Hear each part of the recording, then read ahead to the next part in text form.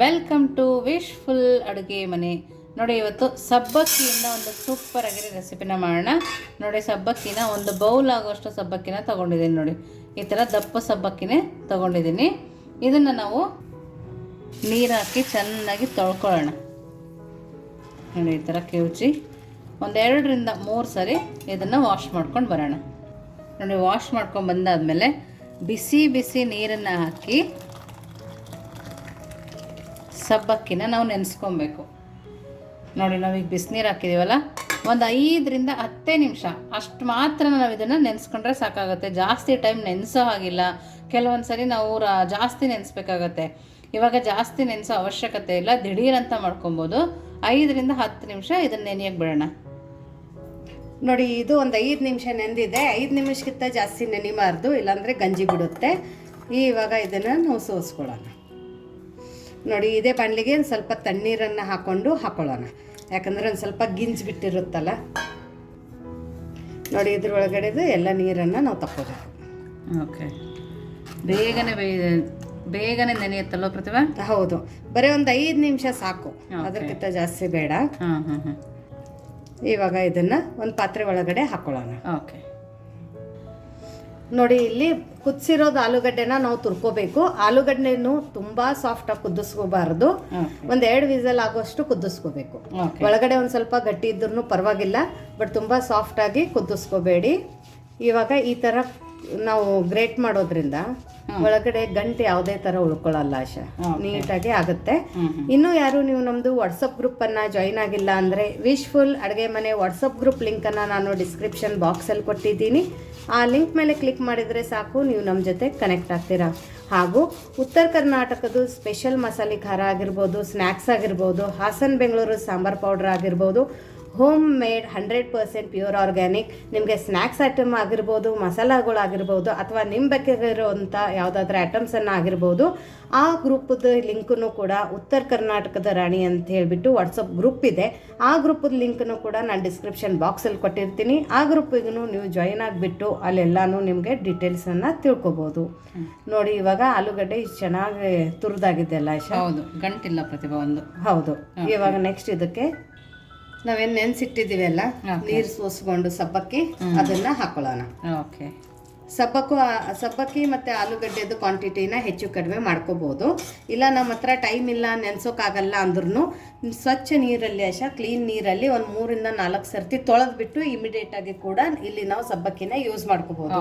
ಆಲೂಗಡ್ಡೆ ಕುದಿಸೋಕೆ ಟೈಮ್ ಇಲ್ಲ ಅಂದವ್ರೂ ಕೂಡ ಆಲೂಗಡ್ಡೆನ ತುರಿದ್ಬಿಟ್ಟು ಹಸಿದೇ ಯೂಸ್ ಮಾಡ್ಕೋಬೋದು. ಓಕೆ. ನೋಡಿ, ಇವಾಗ ಇದ್ರ ಒಳಗಡೆ ಸಣ್ಣದಾಗಿ ಕಟ್ ಮಾಡ್ಕೊಂಡಿರೋಂಥ ಹಸಿಮೆಣಸಿನ್ಕಾಯಿ ಹಾಕೊಳ್ಳೋಣ. ಅದ್ರ ಜೊತೆ ಸಣ್ಣದಾಗಿ ಕಟ್ ಮಾಡ್ಕೊಂಡಿರೋಂಥ ಕರಿಬೇವಿನ ಸೊಪ್ಪನ್ನು ಹಾಕೊಳ್ಳೋಣ. ಅದರ ಜೊತೆ ಸಣ್ಣದಾಗಿ ಕಟ್ ಮಾಡ್ಕೊಂಡಿರೋಂಥ ಕೊತ್ತಂಬರಿ ಸೊಪ್ಪು ಕೂಡ ಹಾಕೊಳ್ಳೋಣ. ಮನೆಯಲ್ಲಿ ವಯಸ್ಸಾದವರಿದ್ದಾರೆ ಅಥವಾ ಮಕ್ಕಳಿದ್ದಾರೆ ಅಂದಾಗ ಮೆಣಸಿನ್ಕಾಯಿನ ನೀವು ಜಜ್ಜಿ ಬಿಟ್ಟು ಕೂಡ ಹಾಕೋಬೋದು, ಅಥವಾ ಮಿಕ್ಸಿಯಲ್ಲಿ ಸಣ್ಣ ಮಾಡಿ ಕೂಡ ಹಾಕೋಬೋದು. ಇವಾಗ ನೋಡಿ, ಇಲ್ಲಿ ಹುರಿದಿರೋದು ಕಡಲೆ ಬೀಜನ ತರಿಯಾಗಿ ಪುಡಿ ಮಾಡಿಕೊಂಡು ಹಾಕೋತಾ ಇರೋದು. ಇಲ್ಲಿ ಒಂದು ಅರ್ಧ ಕಪ್ಪದಷ್ಟು ಕಡಲೆ ಬೀಜದ ಪುಡಿನ ಹಾಕೋತಾ ಇರೋದು. ನೀವು ಹೆಚ್ಚು ಕಡಿಮೆ ಹಾಕೋಬಹುದು. ಅಕಸ್ಮಾತ್ ನಿಮಗೆ ಕಡಲೆ ಬೀಜದ್ದು ಪುಡಿ ಬೇಡ ಅಂದರೆ ನೀವು ಇದ್ರ ಬದಲಾಗಿ ರಾಜಗಿರಾ ಹಿಟ್ಟು ಅಂತ ಬರುತ್ತೆ ಫಾಸ್ಟಿಂಗಕ್ಕೆ, ಅದನ್ನು ಕೂಡ ಹಾಕೋಬಹುದು. ಇವಾಗ ಇಲ್ಲಿ ರುಚಿಗೆ ತಕ್ಕಷ್ಟು ಉಪ್ಪನ್ನು ನಾವು ಹಾಕೊಳ್ಳೋಣ. ಉಪ್ಪನ್ನು ನೋಡ್ಬಿಟ್ಟು ಹಾಕೊಳ್ಳಿ. ಇವಾಗ ಒಂದು ಅರ್ಧ ಸ್ಪೂನಷ್ಟು ಜೀರಿಗೆನ ಹಾಕೊಳ್ಳೋಣ. ನಿಮ್ಗೆ ಉಪವಾಸಕ್ಕೆ ಯಾವುದೇ ಐಟಮ್ಸನ್ನು ನೀವು ತಿನ್ನಲ್ಲ, ಯಾವ ಪದಾರ್ಥನ ನೀವು ತಿನ್ನಲ್ಲ, ಅದನ್ನು ನೀವು ಇಲ್ಲಿ ಸ್ಕಿಪ್ ಮಾಡ್ಕೋಬೋದು. ನೋಡಿ, ಇಷ್ಟೆಲ್ಲನೂ ಹಾಕ್ಕೊಂಡು ಇದನ್ನು ನಾವು ನೀಟಾಗಿ ಕಲಿಸ್ಕೋಬೇಕು. ಇದಕ್ಕೆ ನೀರು ಹಾಕೋ ಅವಶ್ಯಕತೆ ಇಲ್ಲ. ಸಬ್ಬಕ್ಕಿಗೆ ನೆನೆಸೋಕೆ ನಾವು ಎಷ್ಟು ನೀರು ಹಾಕಿದ್ದೀವಿ ಅದು ಅಷ್ಟೇ. ಮತ್ತೆ ಅದು ನೀರು ಕೂಡ ತಕ್ಕೊಂಡಿದ್ದೀವಿ. ಹೌದು. ಅಕಸ್ಮಾತ್ ತುಂಬ ಲೂಸ್ ಆಗಿದೆ ನಾವು ಮಾಡಿರೋದು, ಏನು ಮಾಡೋದಪ್ಪ ಅಂತ ಅನಿಸಿದ್ರೆ ನೀವು ಇಲ್ಲಿ ಕಡಲೆ ಬೀಜದ ಪುಡಿನ ಇನ್ನೊಂದು ಸ್ವಲ್ಪ ಜಾಸ್ತಿ ಹಾಕೋಬಹುದು. ಬಟ್ ತುಂಬ ಜಾಸ್ತಿ ಹಾಕೊಂಡಿದ್ರು ಅದ್ರ ಟೇಸ್ಟ್ ಬೇರೆ ಆಗುತ್ತೆ. ಸೊ ನಾನು ಹೇಳಿರೋದ್ ರೀತಿಯಲ್ಲಿ ಎಲ್ಲದನ್ನು ಹಾಕೊಂಡು ಮಾಡ್ಕೊಳ್ಳಿ, ಚೆನ್ನಾಗಿ ಬರುತ್ತೆ. ಸ್ಮೆಲ್ ಅಂತೂ ಸೂಪರ್ ಬರ್ತದೆ. ಹೌದು, ತುಂಬಾ ಚೆನ್ನಾಗಿ ಬರ್ತಾ ಇದೆ. ನಿಮ್ಮ ಕಡೆ ಉಪವಾಸ ಇದ್ದಾಗ ತಿಂತಾರಲ್ಲ? ಹೌದೌದು. ಉಪವಾಸ ಇದ್ದವರು ನಾರ್ಮಲ್ ಉಪ್ಪು ತಿನ್ನಲ್ಲ ಅನ್ನೋರಿಗೆ ಸೇದಲ್ದಾನಿ ಉಪ್ಪು ಅಂತ ಬರುತ್ತೆ, ಅದನ್ನ ಹಾಕೊಂಡಿರ್ತೀವಿ. ಸೊ ಉಪವಾಸಕ್ಕೆ ಸಬ್ಬಕ್ಕಿ ನೆನೆಸ್ಲೇಬೇಕು, ಆಲೂಗಡ್ಡೆ ಕುದಿಸ್ಲೇಬೇಕಂತೇನಿಲ್ಲ. ಕುದಿಸಿರೋದು ಆಲೂಗಡ್ಡೆ ಇಲ್ಲ ಅಂದ್ರೂ ಗ್ರೇಟ್ ಮಾಡಿ ಹಸಿದೆ ಹಾಕೋಬಹುದು. ಸೊ ಇವೆಲ್ಲ ತುಂಬಾ ಇನ್ಸ್ಟಂಟ್ ರೆಸಿಪಿ, ಹೊಟ್ಟೆ ಫುಲ್ ತಿನ್ನುವಂತ ರೆಸಿಪಿ, ಮಕ್ಕಳು ಇಷ್ಟಪಡುವಂತ ರೆಸಿಪಿ.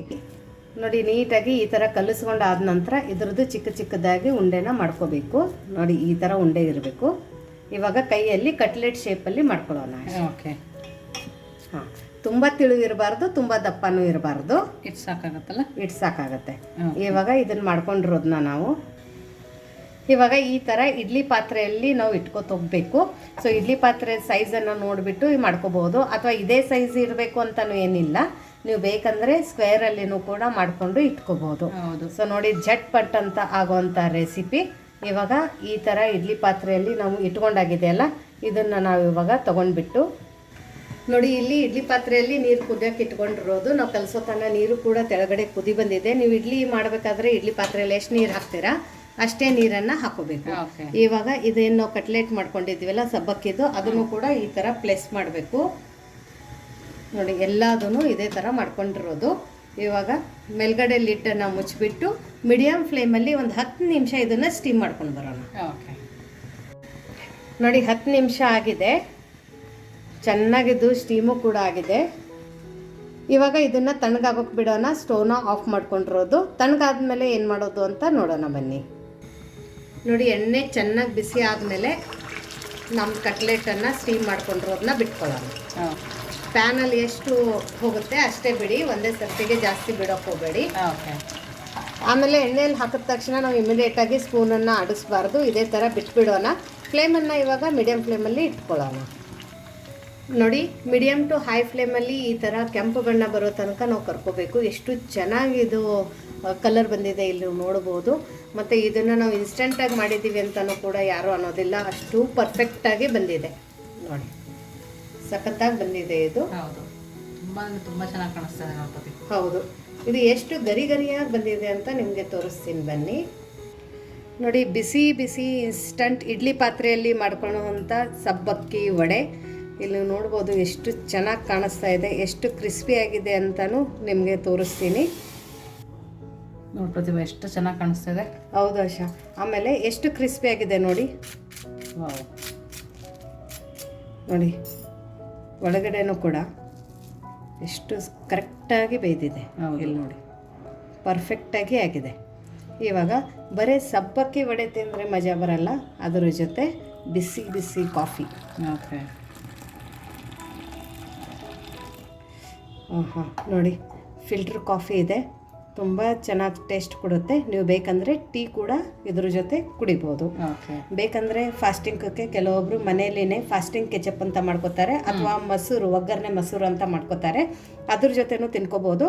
ಬಟ್ ಇವತ್ತೇ ನಾನು ಇದನ್ನು ಬಿಸಿ ಬಿಸಿ ಇನ್ಸ್ಟಂಟ್ ಸಬ್ಬಕ್ಕಿ ವಡೆನ ಫಿಲ್ಟರ್ ಕಾಫಿ ಜೊತೆ ಸರ್ವ್ ಮಾಡ್ತಾ ಇದ್ದೀವಿ. ನೋಡಾಶಾ. ಕ್ರಿಸ್ಪಿಯಾಗಿ ಪ್ರತಿಭಾ. ಸೂಪರ್ ಆಗಿದೆ. ಒಳಗಡೆ ಸಾಫ್ಟ್ ಆಗಿದೆ. ಹೌದಲ್ಲ, ಹೊರಗಡೆ ಕ್ರಿಸ್ಪಿ. ಹೌದು, ಸಬ್ಬಕ್ಕಿ ಏನು ಕಟ ಕಟ ಅಂತ ಇಲ್ಲ. ನೋಡಿ, ತುಂಬ ಈಸಿಯಾಗಿ ಇನ್ಸ್ಟೆಂಟಾಗಿ ಇಡ್ಲಿ ಪಾತ್ರೆಯಲ್ಲಿ ಈ ಸಬ್ಬಕ್ಕಿ ವಡೆನ ದಿಢೀರಂತ ಸಬ್ಬಕ್ಕಿ ನೆನೆಸದೆ ಯಾವ ಥರ ಮಾಡೋದು ಅಂತ ನೋಡಿದ್ದೀರಾ. ಸೊ ನೆನೆಸಿರೋ ಸಬ್ಬಕ್ಕಿಯಿಂದನೂ ಈ ರೆಸಿಪಿ ನೀವು ಮಾಡಿದರೆ ಅದಕ್ಕೂ ಕೂಡ ಹಿಂದೆ ಹಾಕುತ್ತೆ. ಇದು ಇನ್ಸ್ಟಂಟ್ ಸಬ್ಬಕ್ಕಿ ವಡೆ. ಮತ್ತೆ ಸಿಗೋಣ ನಾವು ಇದೇ ಥರ ಹೊಸ ಹೊಸ ರೆಸಿಪಿ ಜೊತೆ ನಮ್ಮ ವಿಶ್ಫುಲ್ ಅಡುಗೆ ಮನೆಯಲ್ಲಿ. Thank you.